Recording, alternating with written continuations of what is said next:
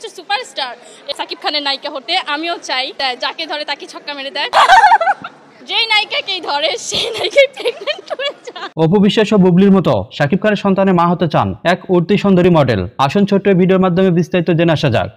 সম্প্রতি শাকিব খানের রাজকুমার সিনেমা দেখার পর এক সুন্দরী মডেল শাকিব খানকে নিয়ে বেশ কিছু মন্তব্য করেছেন। তিনি একটি ইন্টারভিউয়ে জানিয়েছেন, শাকিব খান বাংলাদেশের সবচেয়ে বড় সুপারস্টার এবং তার মতো সুদর্শন হিরো বাংলা সিনেমায় এর আগে কখনো আসেনি। তিনি ছোট থেকেই মনে প্রাণে স্বপ্নে এই সুপারস্টারকে লালন করে আসছেন। আর যখনই বড় পর্দায় এই সুপারস্টারের কোনো সিনেমা আসে তখনই তার কাছে উৎসব মনে হয় এবং তিনি সকল কাজকর্ম ফেলে শাকিব খানের সিনেমা দেখে থাকেন।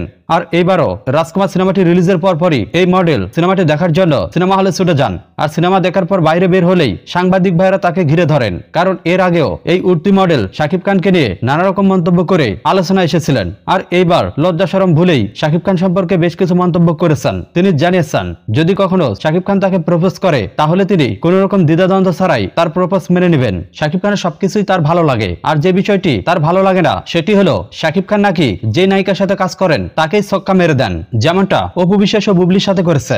তবে শাকিব খানের সাথে কাজ করার জন্য এই চিত্রনায়িকা শাকিব খানের বাচ্চার মা হতেও রাজি আছেন।